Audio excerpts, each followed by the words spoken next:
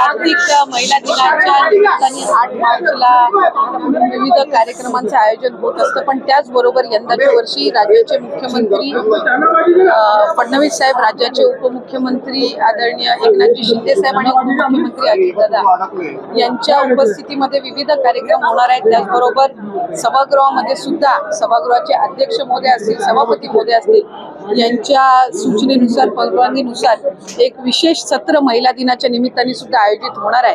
8 तारखेला शनिवार असून सुद्धा महिला दिनाच्या निमित्ताने सर्व महिला लोकप्रतिनिधींसाठी पण आणि महिलांसाठी पण त्या ठिकाणी या सभागृहाचं जे विशेष सत्र आहे ते होणार आहे। पण त्याचबरोबर सगळ्यांची लाडकी योजना म्हणजे मुख्यमंत्री माझी लाडकी बहीण योजना आणि त्याच्या फेब्रुवारी महिन्याचा जो हप्ता आहे तो आम्ही 8 मार्च महिला दिन याच्या पूर्वसंध्येला त्याला अनुसरून आम्ही त्या ठिकाणी सर्व महिलांच्या थेट खात्यामध्ये उपलब्ध करून देणार आहोत आणि साधारणपणे 5-6 तारखेपासून याची प्रक्रिया पूर्ण होईल आणि सुरू होईल आणि 8 तारखेच्या आज सर्व महिलांच्या खात्यामध्ये फेब्रुवारी महिन्याचा हप्ता हा त्या ठिकाणी उपलब्ध होणार आहे। महिला दिनाच्या पूर्वसंध्येला म्हणून आम्ही त्याचं औचित्य साधून यंदाच्या वेळेला फेब्रुवारीच्या महिन्याचा जो हप्ता आहे तो आमच्या सर्व लाडक्या बहिणींच्या खात्यामध्ये जमा करत आहे। 2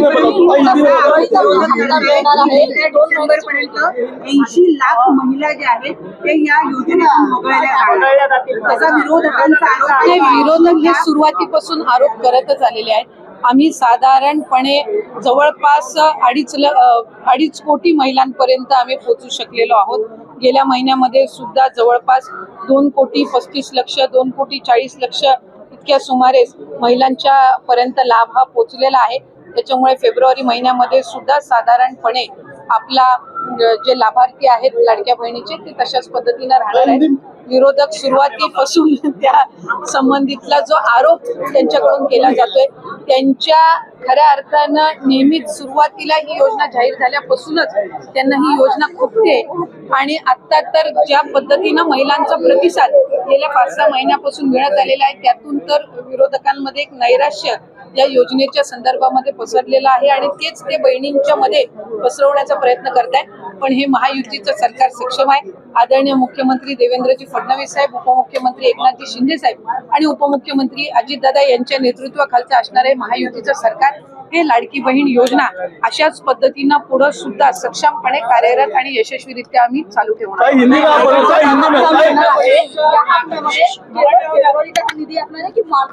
फेब्रुवारी महिन्याचा जो हप्ता आहे तो आपण महिला दिनाच्या पूर्वसंध्येला आपण महिलांच्या खात्यामध्ये जमा करणार आहोत आणि मार्च महिन्याचा जो हप्ता आहे तो अधिवेशनाच्या कालावधीमध्ये आपलं अर्थसंकल्पीय बजेट आहे आणि ते झाल्यानंतर ज्या वेळेला विभागाच्या वतीने उपलब्ध केलं जाईल त्यावेळेला तो हप्ता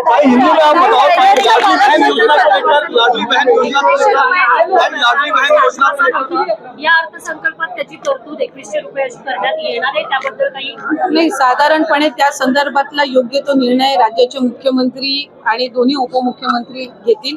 आम्ही आमच्या पद्धतीनं जी काही योजना आणि जो काही निधी हा आमच्यापर्यंत लाडक्या बहीण योजनेचा विभाग म्हणून येतो तो त्या महिलांच्या खात्यापर्यंत थेट पोहोचवणं ती यंत्रणा अधिकाधिक सक्षम करणं आणि त्याचबरोबर पुढच्या कालावधीमध्ये आम्ही जसं नागपूर मधलं आज आपण एक उदाहरण बघितलं की 3-3.5 हजार महिलांनी एकत्र मिळून त्या ठिकाणी पतसंस्था स्थापन केली आणि 30 लाखाचं त्यांचं हक्काचं भांडवल त्यांनी या योजनेच्या अर्थसहाय्यातून उभं केलं। तशाच पद्धतीचा पॅटर्न प्रत्येक जिल्ह्यामध्ये महिलांनी एकत्रितपणाने यावं आणि आर्थिकरित्या सक्षम व्हावं। त्यामुळे त्यासाठी आम्ही अधिकाधिक विभाग म्हणून लक्ष केंद्रित